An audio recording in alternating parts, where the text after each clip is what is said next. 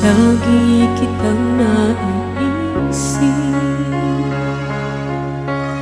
maging sa aking panaginip.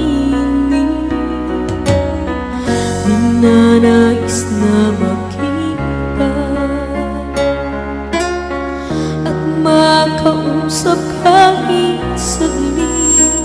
Umaasa na palagi yakap